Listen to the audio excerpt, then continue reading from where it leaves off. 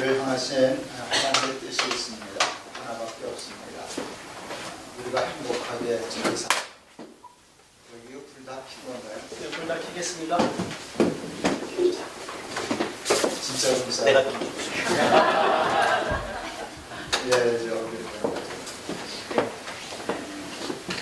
우리를 향하신 하나님의 뜻은 하나밖에 없습니다. 우리가 행복하게 잘 사는 겁니다. 항상 기뻐하라, 쉬지 말고 기도하라, 범사에 감사하라. 이런 그리스도 예수 안에서 너희를 향하신 하나님의 뜻입니다. 아멘. 뜻이라는 말이 깊죠.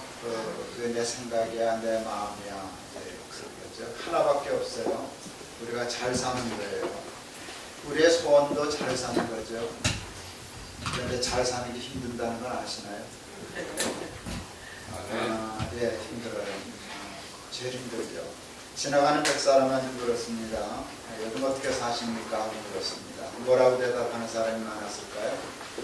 1등 그럭저럭 삽니다. 2등 마지못해 삽니다. 3등 뭘까요?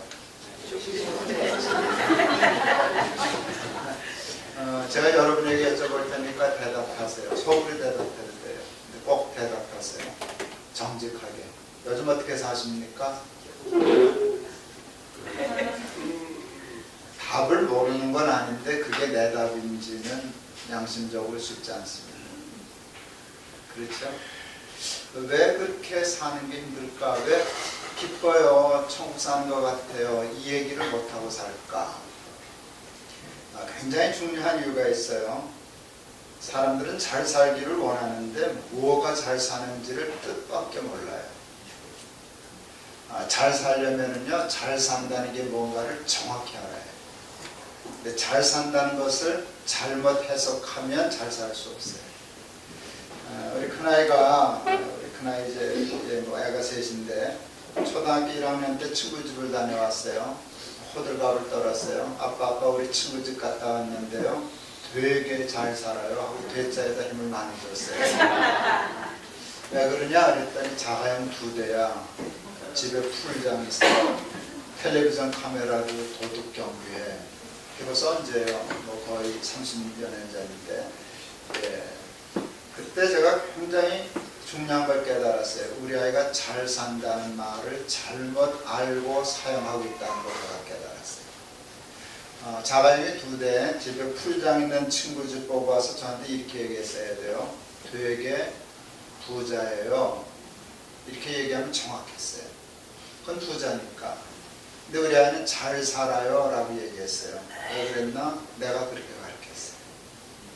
우리가 다 그렇게 생각하고 말하고 살아요. 그래서 말이 참 중요해요. 말이 생각을 지배하고 생각이 삶을 지배해요. 돈 많은 게 부자로 사는 것이 잘 사는 것으로 생각하기 때문에 행복하기 위하여, 잘 살기 위하여 사람들은 돈에 집중해요. 돈 없는 사람에 대한 정확한 말은 가난이에요. 가난하다는 말이에요. 쉽게 보이네. 저기 있네요. 예. 그런데 우리는 가난하다는 말을 쓰지 않고 못 살아요 라고 얘기해요. 그래서 사람은 잘 살고 못 사는 것이 돈에 있다고 확신해요. 그래서 그렇게 말하고 그렇게 생각하고 실제로 그렇게 살아요. 여러분 돈 좋아해요? 싫어요? 저는 목사인데 돈 좋아할까요? 싫어할까요? 좋아요. 괜찮을까요? 다행이네요. 옛날엔 큰일 나는 소리인 줄 알았어요. 저도 돈 좋죠. 돈이 좋다는 게 정직한 거 아닐까요? 또 실제로 돈이 좋잖아요. 그런데 여러분, 돈이 좋은데요, 저도 인정하는데요, 돈이 뜻밖의 우리 생각처럼 우리를 행복하게 못해요. 그걸 알게 됐어요. 왜 돈이 그렇게 좋은데 돈이 우리를 행복하게 못할까 하는 생각을 했어요. 그랬더니 그게 복음 때문이라는 걸 알게 됐어요. 복음 중에 복음은 오늘 말씀이에요. 하나님이 그냥 사랑한다는 거예요. 사랑한다는 거예요. 근데 사랑이 뭔가 하면, 어떤 일이 일어나는가 하면, 사랑하면 사랑받는 대상이 존귀해져요.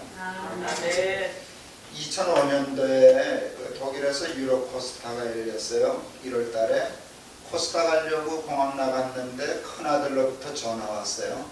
그때 공군 장교여서 계병대에 있었는데 아버지 축하드립니다. 뭐 좋은 일 있냐?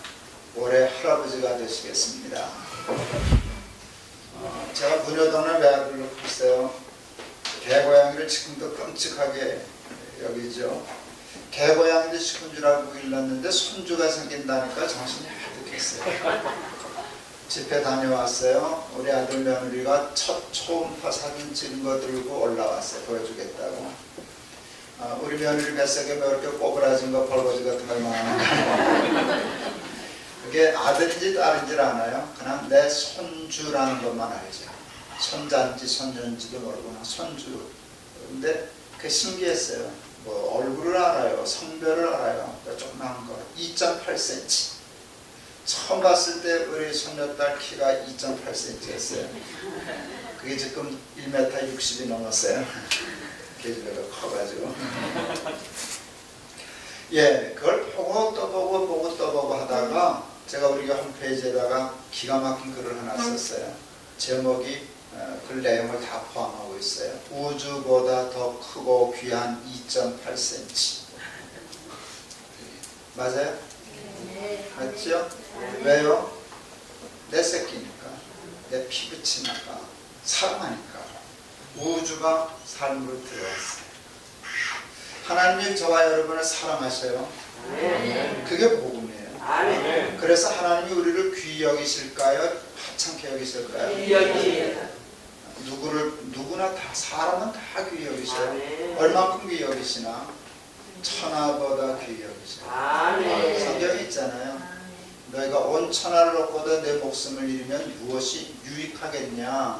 무슨 뜻이에요? 네가 더 커. 네가 천하보다 더 커. 그러니까 천하를 얻어도 너 잃으면 헛장사한 거야. 손해난 거야. 네가 천하보다 더 커. 이게 복음이에요. 그래서 돈이 우리를 잘 살게 못해요. 행복하다는 것은요, 만족하다는 말로 표현하거든요. 다윗은 그것을 나의 잔이 넘치나이다 그랬어요. 그게 만족이잖아요. 여기 뭘 있는데요. 요거는 지금 만족한 상태인가요? 불만족한 상태인가요? 물 보이세요? 조금 불만이죠? 안 찼다는 거니까. 안 입을 자 찰만 자 쓰는 거니까.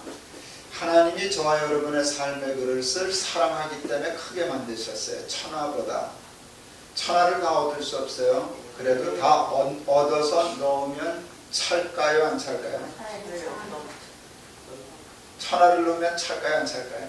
안 차요? 안 차요? 내가 크잖아요. 내가 크잖아요. 그러니까 모자란다고. 천하가 모자라요. 내가 천하보다 크기 때문에. 그게 사실이에요. 제가 결국 가난한 집에서 태어났어요. 저희 아버지 학교 수의하셨어요.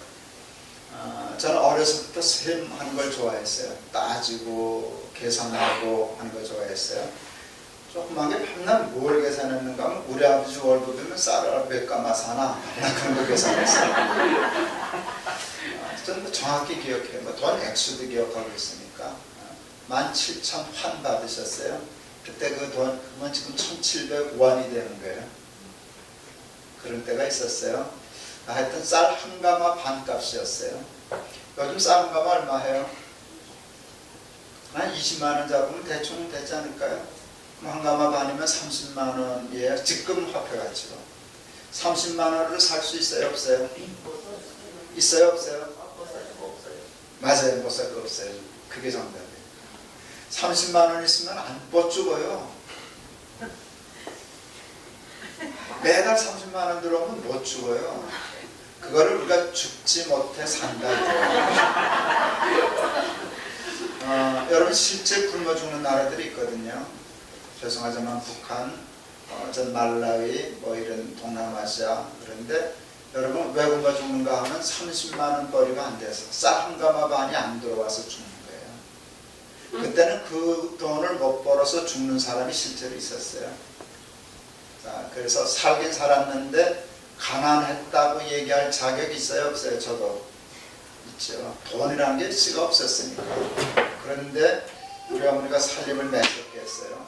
그 돈을 모으고 또 모아서 65년도에 집 샀어요. 전 그걸 세계 8대 불가사의라고 해요. 이건 논리요. 계산으로 어느 것도 될 수 없는데 저축이 그렇게 무서워요. 저축이 무서워요. 어쨌든 중3 때였는데 그날 제가 잠을 못 잤어요. 이사 간 날 너무 좋아가지고 내가 방바닥을 쓸어보고 바람벽을 쓸어보고 그랬어요. 야, 좋다. 평생 새빵살이 하다가 자기 집 사서 첫날부터 쿨쿨 자는 건 사람도 아니다. 예, 제가 그렇게 좋아요. 그게 돈이 주는 만족이 있는 거죠. 돈이 주는 만족이 있어요, 없어요? 있어요. 있다니까. 예, 정직하게 있어요. 그러니까 돈을 좋아하지. 그런데 그렇게 우리를 행복하게 하고 우리를 만족해 하는 돈의 한계를 사람들은 생각을 못해요. 한계. 그 한계가 뭔지 아세요? 며칠 못 잡게요. 이틀 못 자는 사람 있어요. 예민한 사람. 사흘 못 자는 사람도 있어요. 아주 예민한 사람. 일주일 못 자는 사람도 있던데요. 미친 사람. 그 정도 되면 뭐 위험한 거예요. 일주일을 못 가요. 세상에 어느 것도. 난 집이 큰 줄 알았어요. 그래서 너무 행복했었어요. 근데 며칠 지나니까 그저 그렇고 그랬어요. 1년쯤 지나니까 불만 생겼어요. 왜 이렇게 조그마냐? 왜 이렇게 너덜하냐? 그거 채워지지 않았어요. 저는 82년도에 처음 자가용을 탔어요. 영락교회 부목사를 갔더니 부목사에게 자가용 준 첫째 교회가 영락교회예요. 82년도 자가용 되게 없을 때거든요. 그때는 자가용만 있으면 서울 시내 어디든지 30분만 약속하면 갈 수 있었어요. 길바닥에 차가 없었으니까. 예, 영락교회가 머리가 좋아요. 자가용 하나 주니까 하루에 20집도 신방 다니는 거예요. 굉장히 합리적인 생각을 했어요. 어쨌든 줬는데 제가 제일 막내였어요. 새 차 받았게요? 꼬물딱지 차 받았게요? 꼬물딱지. 얼마나 꼬물딱지인가 잊혀지지 않아요. 그 차는 포니원 7540 비 새는 차. 혹시 여러분 비 새는 차 보셨어요? 여러분 보지도 못했죠? 난 탔어요. 비가 어떻게 새는가 하면은요, 구멍이 뚫려서 새는 게 아니에요. 이 바비가 싹 녹이 나서 삭잖아요. 물이 스며들어요. 떨어지지는 않는데 가다 보면 고여요. 밑에. 그러면 그 차가 보트가 아니었어요. 차였어요. 옆에 탄 권사님 바가지를 떠서 그랬어요. 정말 그랬어요. 그래도 그 차 타고도 그 차나마나 그게 우습지 않은 게 그나마도 있는 사람이 별로 없을 때니까. 그러니까 그걸 가지고 지금 생각하면 아찔해요. 애들 태우고 여름에 2주간씩 휴가 다녔어요. 고속도로 애 태우고 그 조금만 갔다 박으면 다 박살나는 차를. 예, 하나님이 보아서 지금까지 살았네요. 차 참 많이 바꿨어요. 차 많이 바꿨어요. 저 지금 제니시스 타고 왔어요. 괜찮네요. 지금 만족할까요? 에이, 그저 그렇고 그래요. 그저 그렇고 그래. 예, 세상에 그런 거예요. 왜 그런 줄 아세요? 내가 그 차보다 크거든요. 내가 그 집보다 크거든요. 그러니까 채워지지 않아요. 우리 초등학교 다닐 때 학교에서 생활환경조사서라는 게 있었어요. 어떤 환경에서 다니나. 그 질문이 웃겼어요. 라디오 있냐? 선풍기 있냐? 전화 있냐? 텔레비전 있냐? 냉장고 있냐? 있다고 물어봤어요. 뭐 있으면 부자였어요? 뭐든지 다 있으면 부자였어요. 지금은 뭐 있으면 부자예요? 질문이 성립이 안 돼요. 그 질문을 좀 코미디아나 개코나나 그런 거 아니에요? 그걸 뭐하러 물어보겠어요? 요즘 그런 거 안 물어봐요.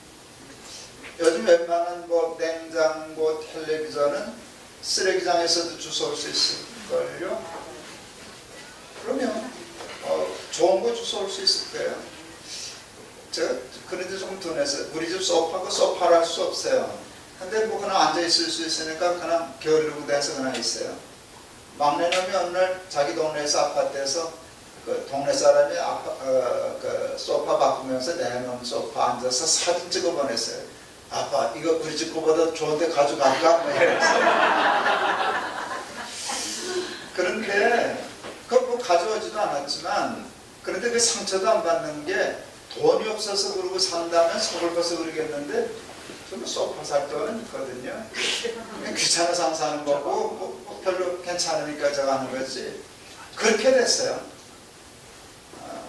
그런데 우리가 여러분 60년대 70년 전에 우리나라 국민소득이 몇 불이었는지 아세요? 80불 정도였어요. 그때 우리가 가난하고 우리말로 못 산다고 그러는 동남아시아가 평균 몇 불이었는지 아세요? 국민소득이 300불 정도였어요. 우리보다 그러니까 거의 3배 가까이 부자였어요. 우리나라 굶어 죽는다고 베트남이 쌀 보내줬어요.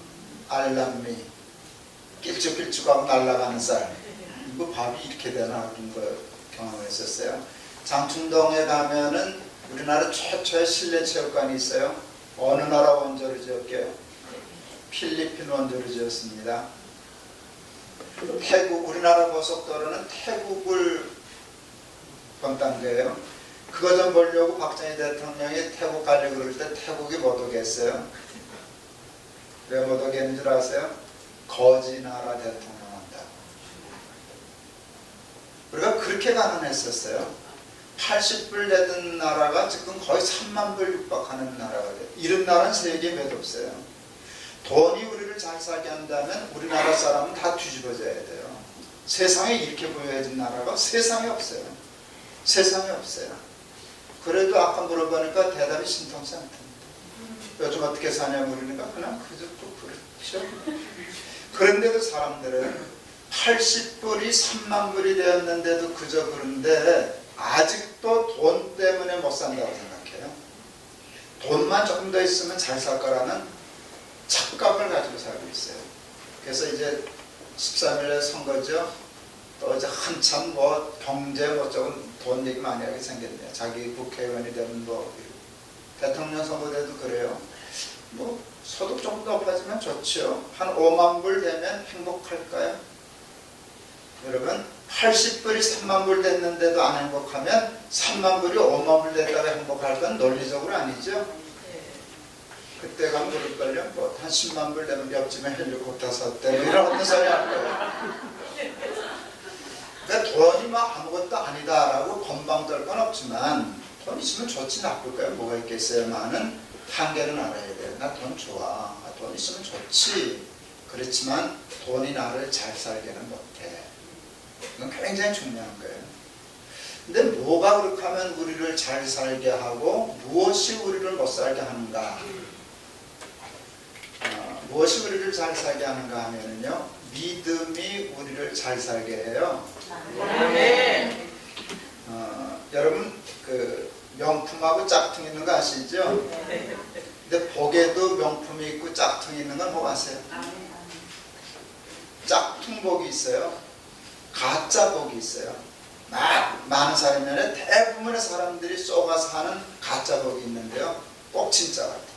진짜 짝퉁이에요. 시편 16편 2절에 다윗이 이렇게 고백했어요. 주 밖에는 나의 복이 없나이다. 그러니까 복은 어디만 있어요? 주 밖에 없어요. 그런데 사탄은 우리가 주 안에 있기를 원해요? 밖에 있기를 원해요? 근데 안 나와요. 복이 없으니까.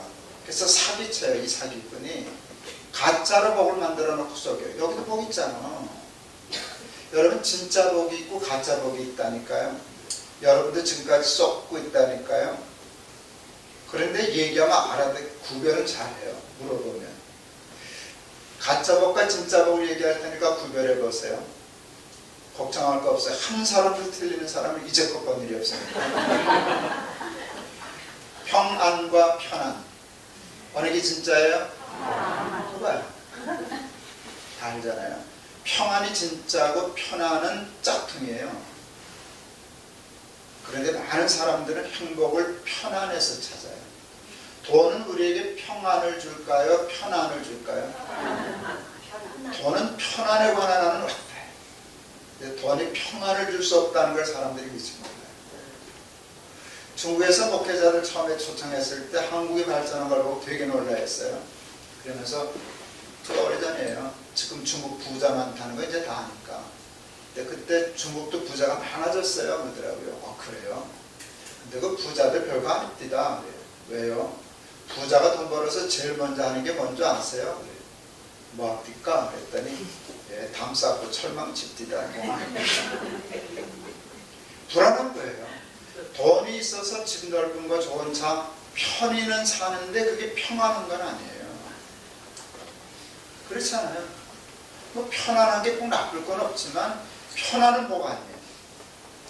고3 때 국어 선생님이 오시더니 2학기 때 그러셨어요. 야, 너희들 소원이 뭐냐? 우리 개구장이 친구는 이렇게 대답했어요. 예, 아침 먹고 자고 점심 먹고 자고 저녁 먹고 자는 겁니다.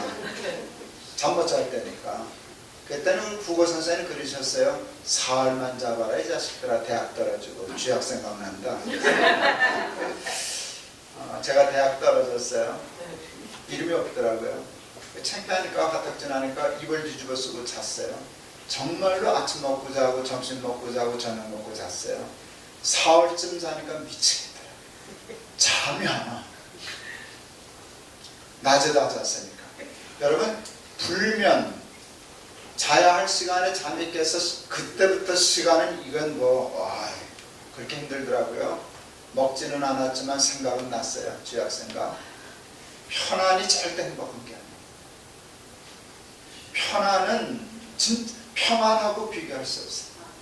인정하시죠? 그러니까 돈은 진짜 복을 우리에게 못 준다니까요. 그러니까 돈 때문에 행복하게 잘 살 수는 없어요.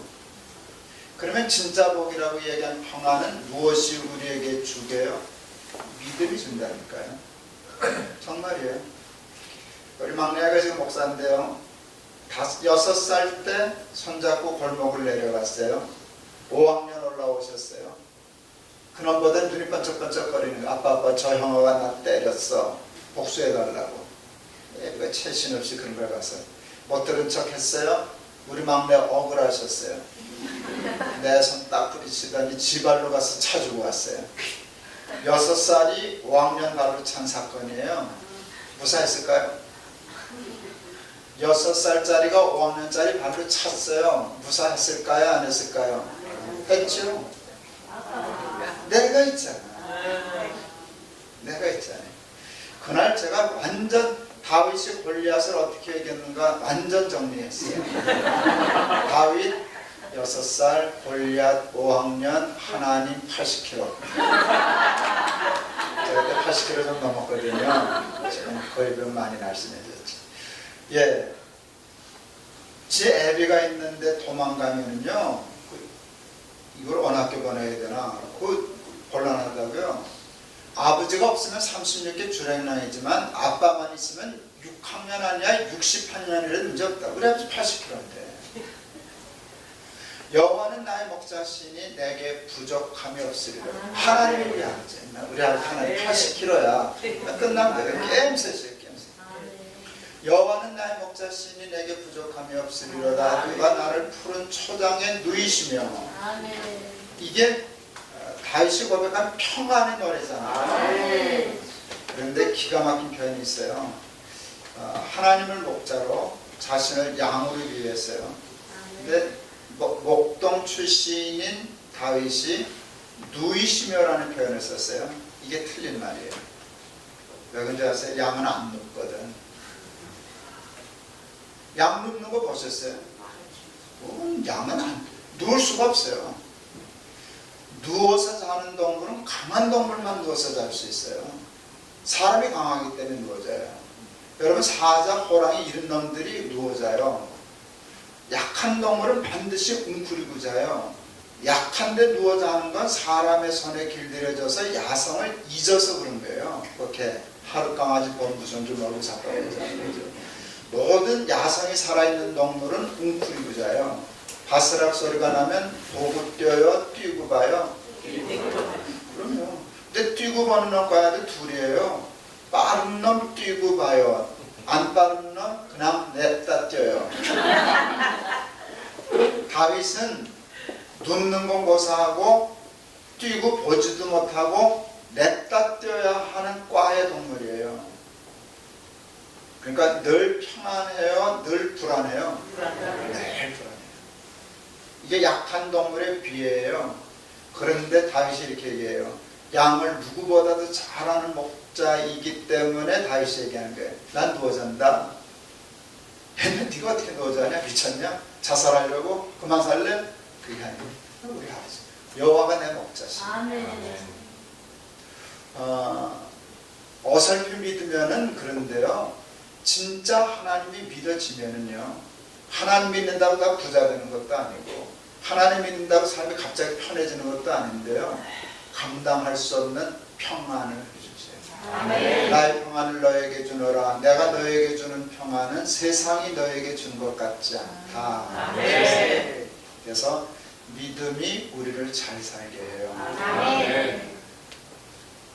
오늘 조금 시간 써도 돼요? 네. 그럼 또 하나 얘기를 하고 가려고. 아니면 넘어가요.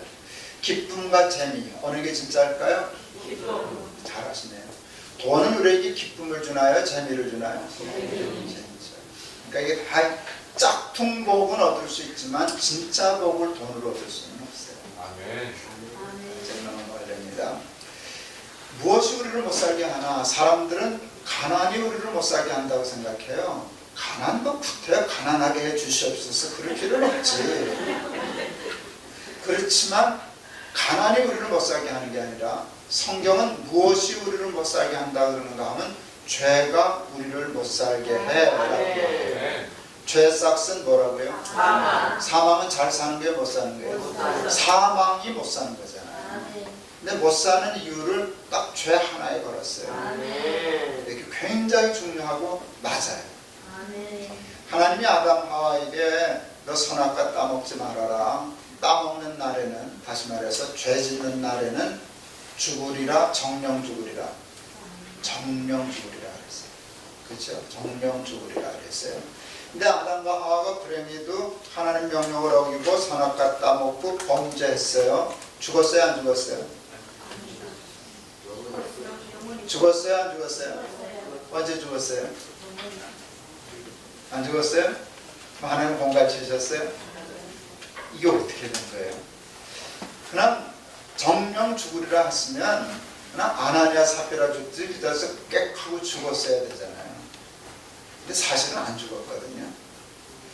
그럼 이게 어떻게 된 건가? 하나님 그냥 겁주신 건가? 계시록에 보면 7교회에 대한 하나님의 말씀이 있는데요. 칭찬과 책망이 다 있는데 한 교회는 책망만 들었어요. 그게 사대교회예요.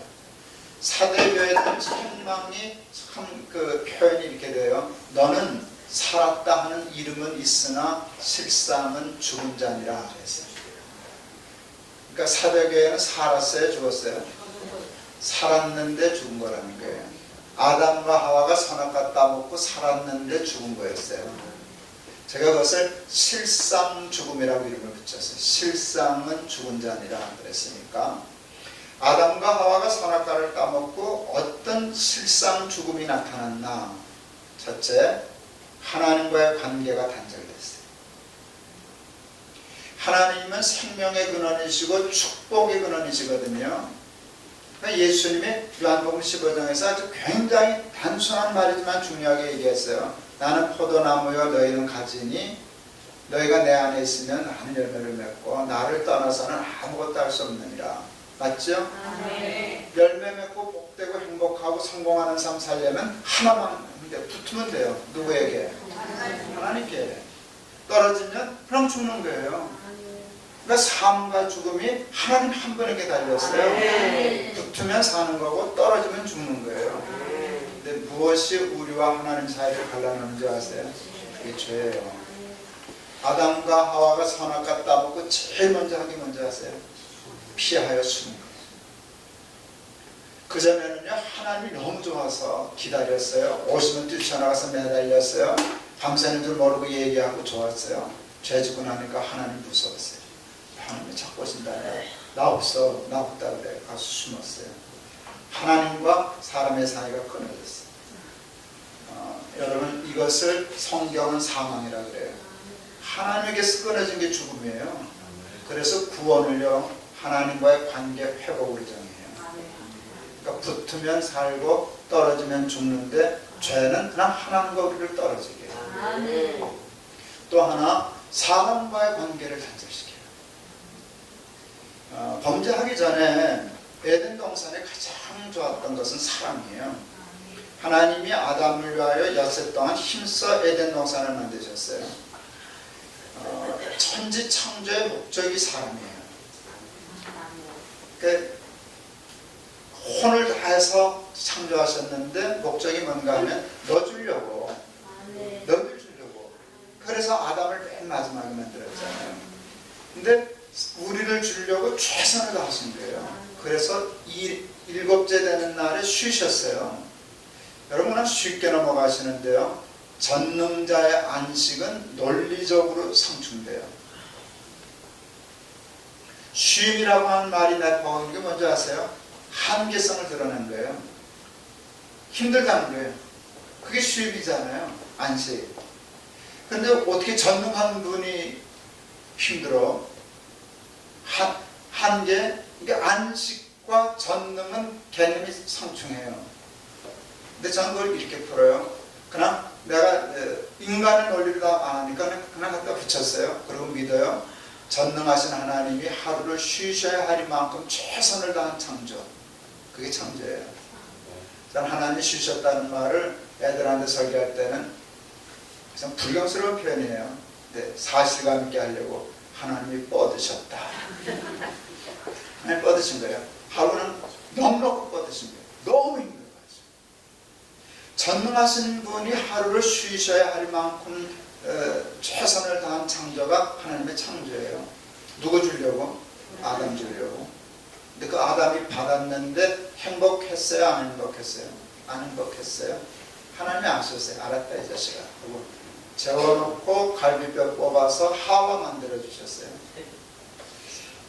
아담이 잠에서 깨서 하와를 본 순간 한 말이 인간이 한 말 중에 최고로 아름답다. 이는 내 뼈 중에 뼈요 살 중에 살이라. 그래서 이게 지금처럼 타락하고 욕심으로 가득 찬 인간이었다면 이렇게 말이 나가야 돼요. 이겨서 굴러먹다 뼈 없다고 해야 그래야 돼요. 그렇게 왜 그러지 아세요? 욕심을 이거 다 내 건데 하와 나타나는 순간 절반 날라갔거든요. 혼자 먹을 걸 둘이 먹게 생겼으니까 이게 어디서 굴러먹다 뼈 없다고 해. 그게 다 내 거야. 원래 내 거야. 내가 먼저 맡아서 가. 이게 심정인데요. 아담에게 그 생각과 마음이 없었어요. 이는 내 뼈 중에 뼈요 살 중에 살이라. 그게 얼마 그 전에 뭐 파리대왕인가 나왔을 때 유명한 대사 내 안에 나 있다 그거거든요. 타인을 보고 타인이라고 인식을 못했어요. 자기라고 생각했어요. 너는 나야. 그런데 나 중에 가장 소중한 나야. 그런데 타락한 후에 이게 딱 바뀌어요. 누가 너더러 이 선악과 따먹으라 했냐 그랬더니 아담 하는 말 꼴 좀 보세요.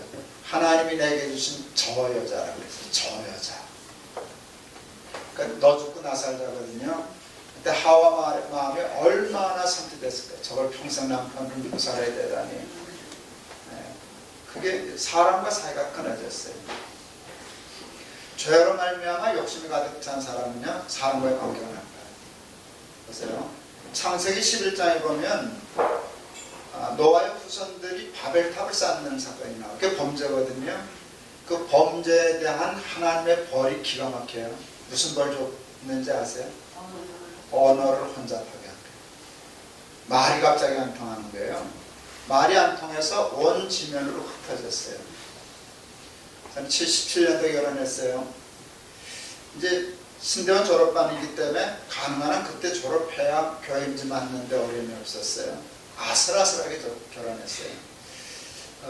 그때 신학생들한테 잘 안 오려고 그랬거든요. 여자들이. 장가가기 참 힘든데 참 눈먼 여자 하나 오셨어요. 그래도 눈먼 여자가 아니라 하나님 기도해야 결혼할 것 같아서 기도하는데 기도가 안 돼요. 뭐라고 기도해야 되나? 결혼을 앞두고 뭐라고 기도해야 되나가 몰라서 기도를 물었어요. 하나님 뭐라고 기도할까요? 그랬더니 금방 답을 주셨어요. 그래서 그대로 기도하고 결혼했어요. 딱 하나님 주신 기도. 말 통하는 여자와 살게 해주십시오라고 기도해라. 그래서 정말 그렇게 기도했어요. 말 통하는 여자와 살게 해주십시오. 응답될게요, 안 될게요? 됐어요. 됐죠? 행복할게요, 안 할게요? 됐어요. 행복했죠. 예, 기가 막히죠. 여러 가지 평생 제가 하는데요. 제가 2001년 6월 첫 토요일 날 경희대에서 청년들 집회하다가 거기서 돌아가지고요. 거기서 개척을 결심했어요. 동학교에 예배당 크게 짓고 잘 나갈 때예요. 한 5, 6천 명 모일 때였어요. 근데 제가 50 넘어가지고 아내한테 나 개척하면 어떨까 그랬어요. 왜? 그래서 청년들 그렇게 모이는 걸 보고요. 동학교에 누가 와도 될 거 없고 나 다니면서 이런 청년들 전도 집회하면 어떨까 그랬더니 아내가 펄쩍 됐어요. 좋다고. 진짜 펄쩍 됐어요. 나도 그 자리에 있었는데 왜 난 그 생각을 못했을까. 이제번에 당신 훌륭하네. 그 바람에 너부터 순위교회가 그냥 2001년 6월 첫 토요일날 그 생각하고 그 다음 주일날 설교하고 아내가 동의돼서 마음이 급해서 수요일날 임시당에 열어서 사표내고 끝낸 거예요. 그거 쉽지 않잖아요. 당신 미쳤어? 이게 정답이지. 당신 혼자야. 죽돌이 예배 던져놓고 이제 목사 할 만한데 가긴 어딜 가? 당신 정신 나간 사람이네. 이래야 되는데 펄쩍 됐어요. 펄쩍 됐어요. 그러니 기도 응답 받은 거 맞지요? 예, 근데 죄를 지면은요 다 이렇게 갈려요. 신학교 다닐 때 체육대회를 했는데 축구 시합이 벌어졌어요. 우리 학년하고 우리 선배하고 붙었는데 우리 신대원 2학년 응원가 살벌했어요. 그러니까 몇 년 있으면 목사들 인간들이 부르는 응원가가 살벌했어요. 짝대기 들고 딱딱 부르는 신나게 부르는 노래 아직도 안 잊어버려요. 밟아라 밟아라 온열의 개구리 밟듯이 꼭꼭 밟아라. 2절도 있어요. 뽀개라 뽀개라 동지섣달 장작 뽀개듯이 팍팍 뽀개라. 이게 신학생들이 이게 인간의 본성을 나타내요. 밟고 뽀개고 내 불행은 나의 행복. 네가 죽어야 내가 살아. 웃고 사는 것 같아도 다 그런 마음이 있어요. 그래서 등 찌르고 모함하고 밟고 상대방이 힘들어하면 겉으로는 위로하는 척하면서 속으로는 통쾌하고 이웃이 밭을 싸면 배가 아프고 이렇게 됐잖아요. 그러니까 이 세상이 얼마나 힘들어요. 우리 학교 다닐 때 우스갯소리들이 있었어요. 뭐 최불암 시리즈, 참새 시리즈 이런 거 있는데 식인종 시리즈 있었어요. 식인종 시리즈에 이거 있어요. 식인종 아이가 부모를 잡아먹었어요. 그리고 대성통곡을 했다네요. 부모 잡아먹고 이 식인종 아이가 뭐라고 울었게요? 나는 고하다 그랬다네요. 지가 잡아먹고. 그 말이 그런 농담의 말에 다 교훈이 있어요. 내가 그게 안 맞아. 다 잡아먹어요. 욕심 때문에. 그러니까 외로워요. 외로워요. 그리고 불안해요. 자기가 밟아놓고 또 누가 밟을까봐 불안하고. 이 죄 때문에 사람들은 외로워요. 하나님과의 관계도 끊어졌어. 사람과의 관계도 끊어졌어. 그래서 하나만 더. 죄 짓고는 천당을 못 가요. 주일학교 교사 전도사 할 때 초등학교 아이들에게 죄를 지면 왜 천당 못 가나, 왜 구원 못 얻나를 설명하고 싶었어요. 그래서 이야기 하나를 만들었어요. 그때는 문화가 그러니까 다 알아들었는데 요즘은 이 예화를 들면 안 통해요. 문화가 바뀌었기 때문에. 근데 여러분 혹시 맞춰보세요. 애가 저녁을 먹는데 아빠가 내일 새벽에 너 나하고 어디 가자 그랬어요. 그 말 듣자마자 애가 얼음 됐어요. 얼굴 하얘졌어요. 밥 못 먹었어요. 숟가락 놨어요. 가서 잠 못 잤어요. 새벽 1시쯤 식구들 잠든 거 확인하고 목욕 화장실 가서 몰래 물 떠서 갈 수 있었어요. 어디 가자 그랬게요? 어디 가자 그랬게요? 목욕탕이죠. 옛날 어른이니까 이제 희미한 기억 속에서 이제 찾아. 요즘 애들은 못 맞춰요. 목욕탕이라 그래도 납득을 못해요. 왜 목욕탕 가자니 내가 잠을 못 자? 옛날에는 목욕탕 가야만 목욕을 했잖아요. 우리가 목욕할 수 있는 그게 여건이 안 됐잖아요. 한 달에 몇 번 정도 목욕탕 갈게요? 매주 간다는 거 순봉가리예요. 그 돈 없어. 그렇게 안 돼요. 그러니까 한 달에 한 번 가기도 힘들어요. 그래서 여러분 저녁 드신 좀 시간 되셨나요? 얘기해도 될까요? 목욕하는 순서가 탕에 들어가서 때를 불크는 거잖아요. 때를 불커야 되는데 한참 있으면 부는데 깜빡 잠들면 이게 때가 보통 때가 아니 돼서 떨어지잖아요. 떠다니면 기억나세요? 주인이 잠자리채 들고 가서 때 걷어간 거.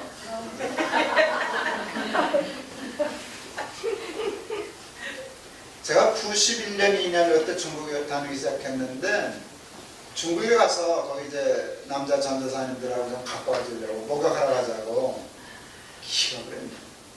아, 때가 떠 있는 거예요 진짜. 근데 내가 생각할 때 나도 거기서 목욕했었거든요. 근데 이게 한번 문화가 바뀌니까 뭐 죽어도 못 들어가겠네.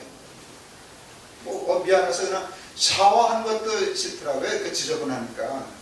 사람이 그래지더라고요. 그래서 미안하다고 그래서 나왔었어요. 근데 옛날 우리가 그렇게 살았잖아요.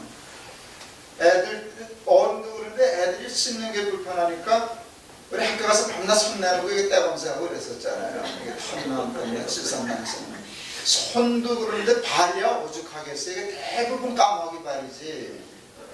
그런데 까마귀 발이라도 아무렇지 않은 게 양말 때문에 덮어요.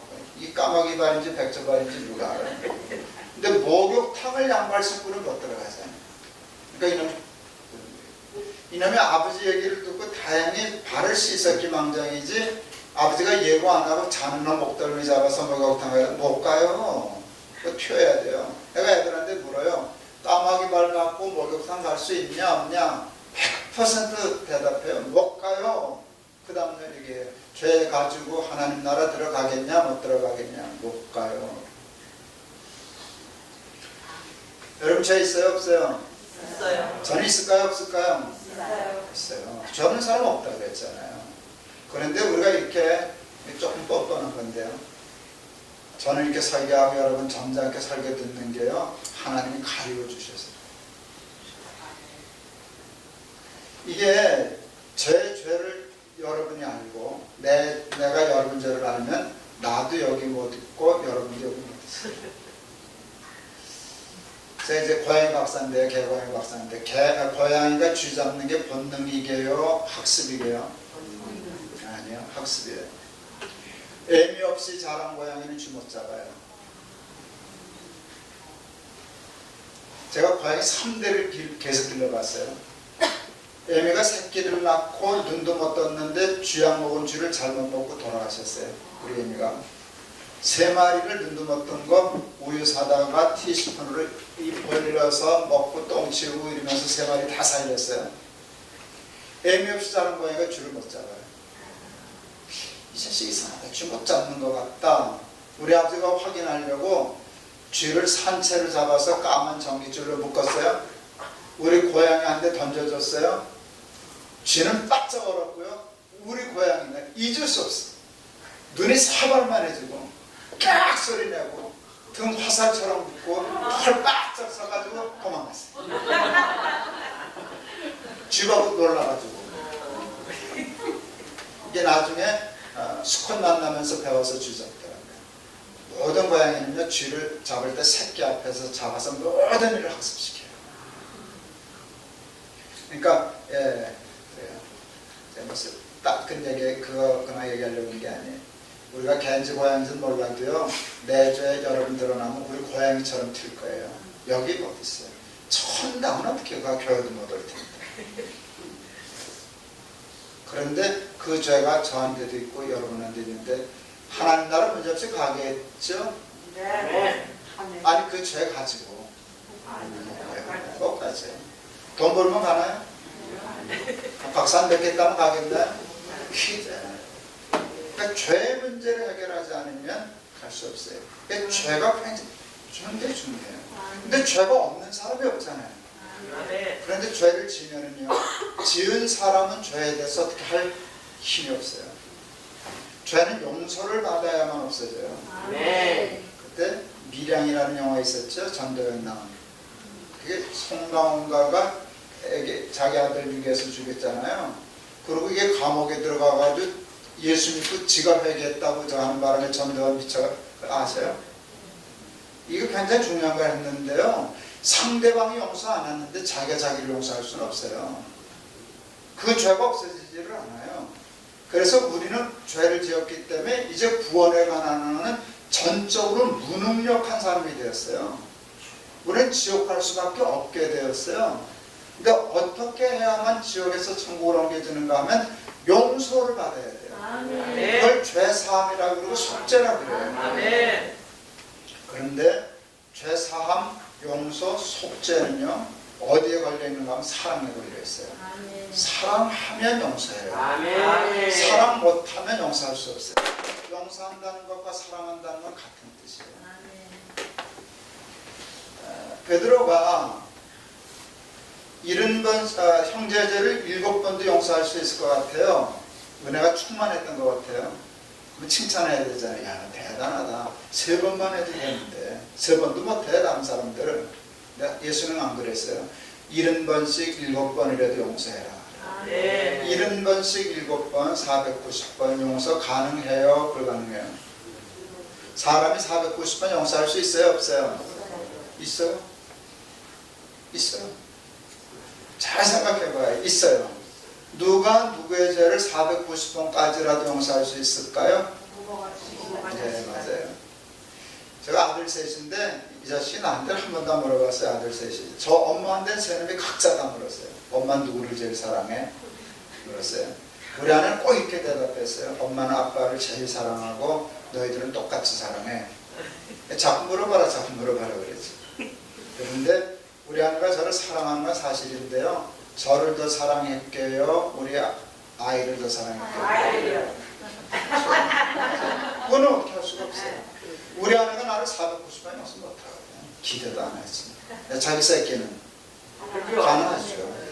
그게 뭘 얘기하려고 그러는가 하면 얼만큼 사랑하는가가 어디까지 용서하는가를 결정한다.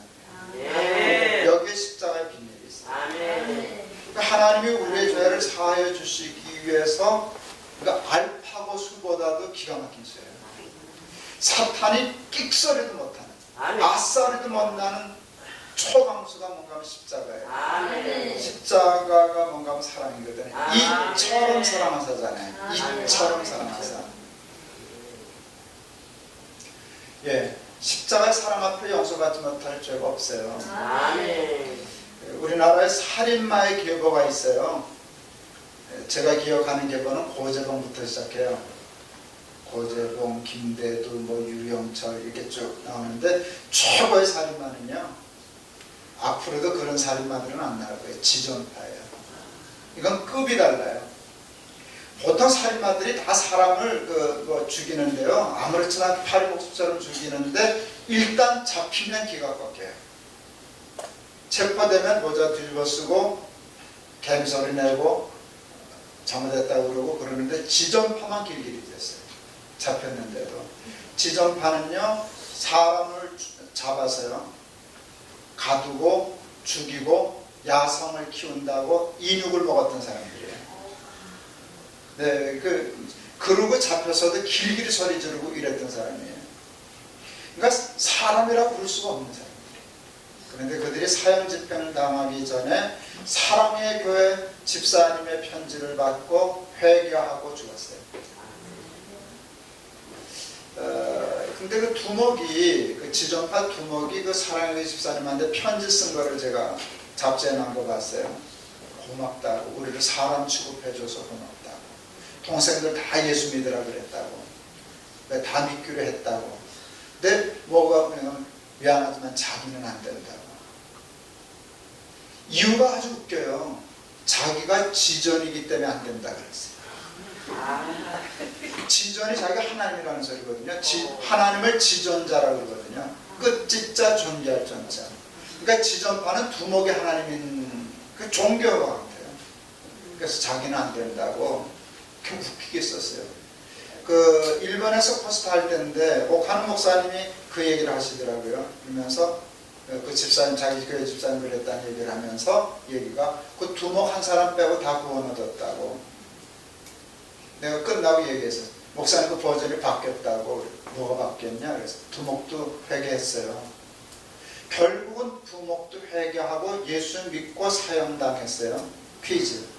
구원 얻었을까요? 못 얻었을까요? 구원 얻었을까요? 못 얻었을까요? 이게 무엇을 얘기했어? 그러니까 이게 여러분 보세요. 이게 사탄이 미치고 펄쩍 뛰려 그러시라고. 보통 이렇게 나와야 돼. 하나님 정신이 있느냐고. 걔네들이 지적하라고. 이게 보통 악한 게 아닌데 그래 회개가 좋은데 어떻게 한 번 회개로 다 천당을 보낼 수 있느냐고. 내가 김동호까지는 봐줘도 저건 안 되겠다. 그래야 되잖아요. 근데 사탄이 아까 얘기한 것처럼 송사도 못했다니까요. 아소리도 못했다니까요. 사탄이 시비 붙으면 난 하나님이 그러셨을 것 같아요. 저걸 가져와. 저걸 가져와. 그 6명이 아니라 온 인류의 다 달아. 내가 그를 얼마나 사랑하는지 십자가를 달아. 여러분 예수 그리스도의 십자가에 나타난 하나님의 사랑을 이길 죄는 세상에 없어요. 아멘. 제가 십자가가 우리를 권한다는 걸 일본의 여류소설가 소설 읽다가 고등학교 때 깨달았어요. 양치는 언덕, 류라 하얗고 여류소설가인데요. 거기 나옴이라고 하는 목사 딸이 주인공으로 나와요. 료이치라고 하는 술꾼 바람둥이한테 바람나서 부모를 버리고 도망가서 살아요. 전 딸이 없어서 그런데 딸 기르다 그러는 좀 아버지 진짜 기가 막힐 거예요. 근데 이 나오미가 한 1년 살다가 신랑 술 먹고 바람 피고 못된 짓 하고 그러니까 견디다 못해서 도망와요. 친정으로. 근데 그걸 여류소설가가 그런 걸 잘 썼어요. 엄마 아버지 버리고 갔던 딸이 문 두드리고 못 들어오잖아요. 차마 못 들어가고 왔다 갔다 하다가 두드리지도 못하고 문을 쓱 열어봐요. 그때 안 잠겨 있는 거야. 그 잠겨 있으면 그냥 갈까봐 떠나는 날부터 밤마다 문 열어놓고지 뭐야. 삐거덕 소리가 나니까 아버지가 이렇게 얘기해. 나오미 이제 오느냐 그랬어요. 그래서 하여간 나오미가 거기서 친정에서 다시 살아요. 근데 소설이 어떻게 되는가 하면 료이치가 폐병에 걸려요. 지금 그 당시에 폐병은 지금 에이즈요. 에이즈와 같죠. 치사율이 높은 병이에요. 집에 들어오니까 나오미가 안 받아줘요. 남편 미우니까. 근데 아버지가 받아주라고 해서 받아서 료이치가 처갓집에서 여행생활을 하는데 거기서 예수를 믿게 돼요. 그리고 여행생활을 하는데 그림을 잘 그려서 다락방에서 그림을 그려요. 근데 아내가 보여주는 거야. 이렇게 천으로 가려가지고 무슨 그림이냐 그랬더니 크리스마스 때 당신 선물 줄 거라고. 크리스마스 이브에 그림이 완성돼요. 근데 전에 사귀던 못된 여자가 전화했어요. 나갔어요. 술을 권했어요. 안 마셨어요. 하룻밤 자고 가라는 거 난 이제 그런 생활 안 한다고 거절했어요. 여자가 화가 나니까 술에다 수면제를 타서 주면서 한 잔만 마시면 보내주마 그래서 모르고 마시고 잠이 오는 걸 거기서 잠들지 않으려고 나섰다가 길에서 잠들어 동사해요. 그 소설의 클라이막스는 저걸 벗겨본 게 그림을. 근데 거기에는 십자가에 달려 피 흘리는 예수님의 그림이 그려져 있었어요. 근데 그 발밑에 청년 하나가 얼굴도 들지 못하고 고개를 푹 숙이고 무릎을 꿇고 예수님의 이렇게 발을 붙잡는데 거기에 피가 떨어지는 그림이에요. 근데 그 청년이 료이치 자기 자신이었어요. 자기를 그렸어요. 내가 그때 별 안 맞은 줄 알았어요. 고등학교 아닌데. 뭐 어떻게 그 감동을 내가 마음으로 소리를 질렀어요. 료이치는 깨끗하다. 료이치는 아름답다. 료이치는 구원받았다. 그 순간 이게 탁 스위치가 되더라고요. 아, 나도 구원받았다.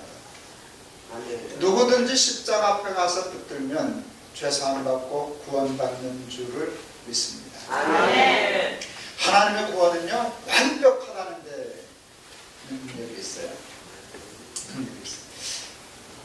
마태복음에 보면 예수님의 족보가 나와요. 누구는 누구를 낳고 누구는 누구를 낳고 이렇게 돼요. 근데 누구는 아버지고 누구는 아들이에요. 족보에 여자 이름이 없어요. 그 당시의 문화적인 전통을 따라서. 근데 예외가 있어요.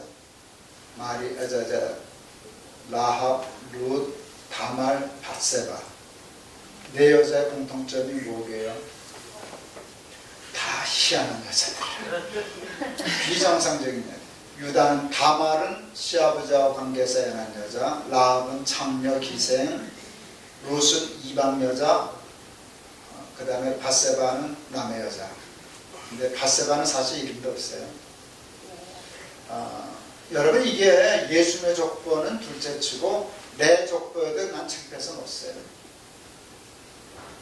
이 말이 이런 거예요. 야, 김 목사 저기 와서 강사라고 저러는데 저거 웃기는 집안이야. 콩가루 집안이야. 멧돼지 할머니는 시아버지 관계에서 해놨어. 멧돼지 할머니는 창녀였어. 창녀. 멧돼지 할머니는 개 같은 이방인이었지. 근데 그분인 줄 아냐? 멧돼지 할아버지는 이웃집 영감 마누라 빼앗아서 해놨어. 그 영감이 우리아야. 이게 예수님의 족보예요. 이게 무슨 이런 족보가 다 있냐. 우리 같으면 일부러라도 은폐할 텐데 은폐하기 얼마나 좋아요? 원래 여자 이름은 안 쓰는 거니까. 나는 안 쓰면 되시잖아요. 그런데 왜 멀쩡한 여자는 다 빼놓고 그 여자들만 갖다 썼냐 그 말이에요. 이건 실수가 아니라 의도란 말이에요. 하나님의 의도. 메시지라고요. 그거 깨달았어요. 내가 모르지. 그러니까 나도 구원할게. 아멘. 아멘. 다말도 라합도 밧세바도 룻도 하나님 앞에 들어오면 기억조차 못했습니다. 아멘. 그냥 봐줘서 용서해주고 천당은 보내준다 쳐도 예수님의 족보에 넣을 수는 없잖아요. 우리 같으면 너도 양심이 좀 있어라. 그건 좀 양해해라. 천당은 보내지만 그래도 네가 어떻게 예수님의 할머니가 되냐. 뒤끝은 조금 있어야 될 거 아니에요. 근데 하나님의 속죄하면 뒤끝이 없어요. 회개하면 흰눈같이 양털같이 깨끗해지는 줄을 믿습니다. 그래서 예수 그리스도의 십자가, 그래서 로이즈처럼 붙잡고 회개하면 흰눈같이 양털같이 다 깨끗해서 죄사함 받고 구원하는 줄을 믿습니다. 아멘. 다 됐네요. 믿으세요? 아멘. 구원 얻으셨을까요? 아멘. 구원 얻었다는 게 뭘까요? 죽으면 참당한다는 거예요. 이건 굉장히 중요한 의미가 있어요. 저는 아마 목회 안 했으면 야구 선수였을 거예요. 야구 되게 좋아해요. 제가 아마추어였지만 홈런 되게 많이 때렸어요. 제가 올해 이제 66 됐네요. 아직도 이제 가다 보면 그 야구하는 거 있잖아요. 그게 하고 싶어요.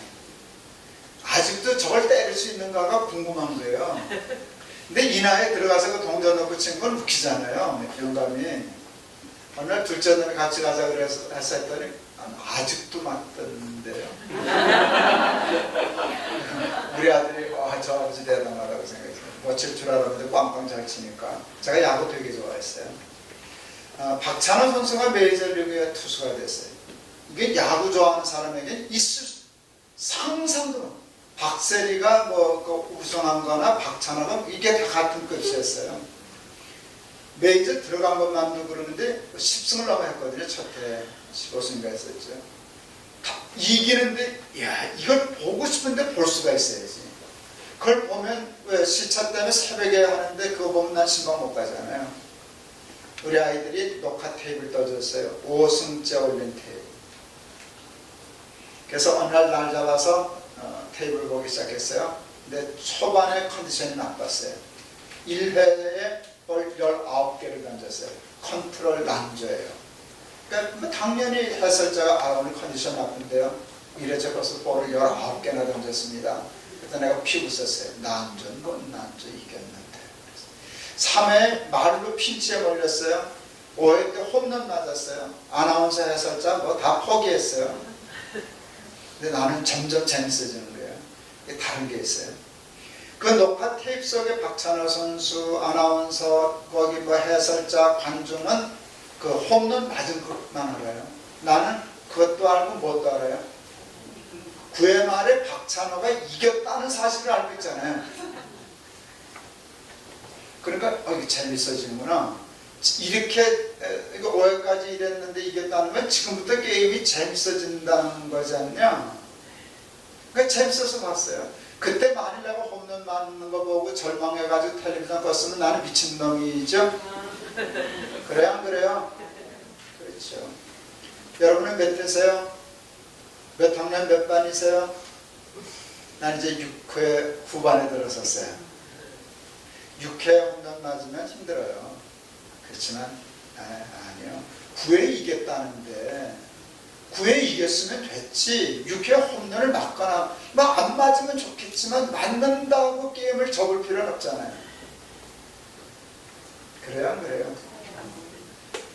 제가 순위교회 개척하고 막 성장하고 그러니까 이제 어떤 친구가 저기 홈페이지 썼어요. 목사님도 고생해 보셨어요. 그러더라고요.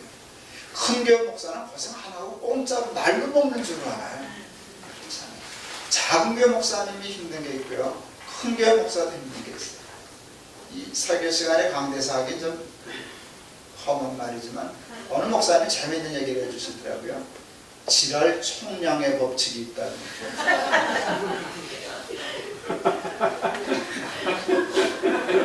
아무리 점잖아도 사람은 다 지랄을 한대요. 근데 숨겨져 있는데 그게 정해져 양이 다 비슷비슷하대요.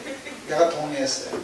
제가 지랄하게 하는 난 다 했어요. 벌써 내 평생 할 지랄을 다 떨었어요. 이제 별로 안 남았어요. 근데 내가 동의해. 여러분 상상이 가요? 이렇게 거룩해 보이는 목사가 지랄을 한다고. 다 한다니까요. 근데 제가 그 얘기를 듣다가 생각했어요. 사람은 고통, 고난의 총량이 비슷할 거야. 부자와 가난한 자가 당하는 고난의 종류는 달라도 무게는 같아요. 큰 교회 작은 교회 목사가 당하는 고난의 질은 달라도 양은 같아요. 제가 교회 개혁한답시고 그러다가 아주 죽다 살았어요.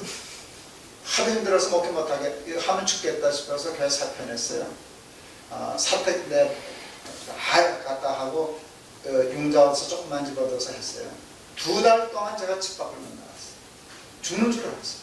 눈을 뜰 수가 없었어요. 따가워서. 나중에 알았어요. 한의사 장모님 얘기해 주더라고요. 간에서 화가 눈으로 치받치는데 잘못하면 실명한다고.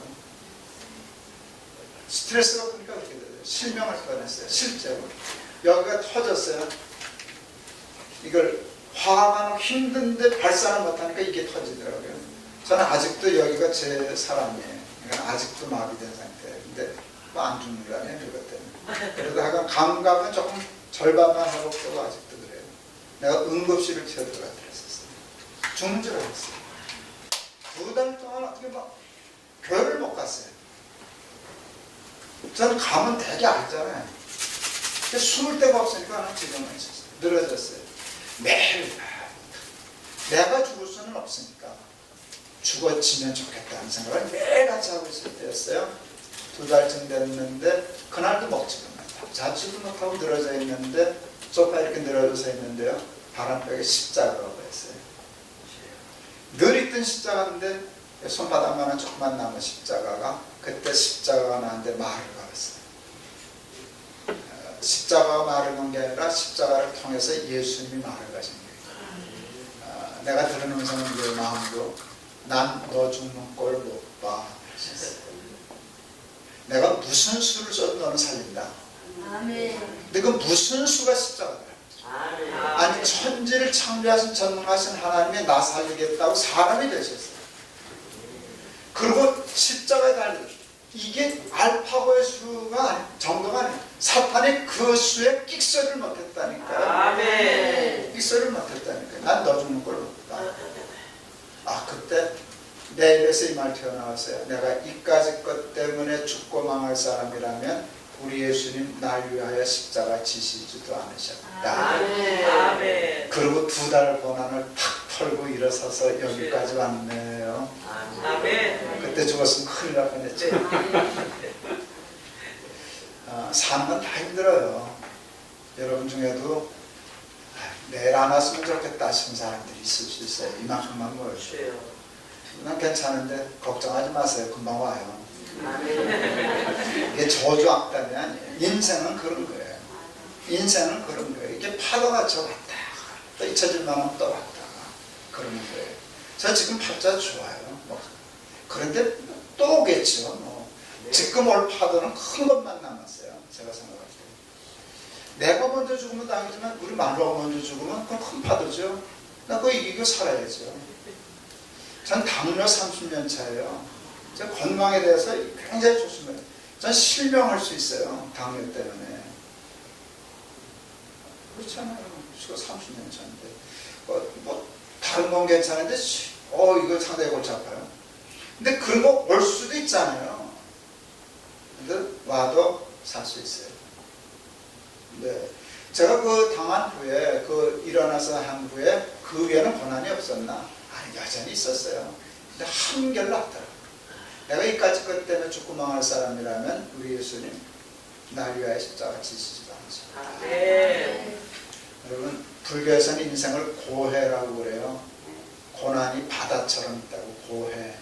얼마나 맞는 말이죠. 네? 십자가는 그것을 이겨요. 아멘. 예수 그리스도께서 우리를 구원하시려고 사시려고 십자가 지신 주관이에요. 아멘. 그 십자가 붙들고 승리하는 삶 살아가는 저와 여러분 될 수 있기를 축원합니다. 아멘. 기도하겠습니다. 하나님 아버지, 저를 말미암아 영원히 죽을 수밖에 없는 우리 죽는 걸 보지 못하셔서 사람이 되어 이 땅에 오시고 사람에게 잡혀 십자가에 달려 돌아가셨습니다. 내가 너희들을 이만큼 사랑해. 그 한마디에 사탄이 송사도 못하고 우리를 멸망해서 사망해서 건져 구원 얻게 하셨습니다. 요일제 심정으로 무릎 꿇고 예수님의 십자가를 붙잡습니다. 그리고 죄사함을 받습니다. 구원 얻었음을 확신합니다. 사는 일이 힘들고 어려운 일이 당연히 있겠지만 내가 이까짓 것 때문에 죽고 망할 사람이라면 우리 예수님 날 위하여 십자가 지시지도 않으셨다. 나는 굳건한 믿음으로 승리하게 하옵소서. 구원의 삶을 살게 하옵소서. 예수 그리스도 이름을 받들어 기도하옵나이다.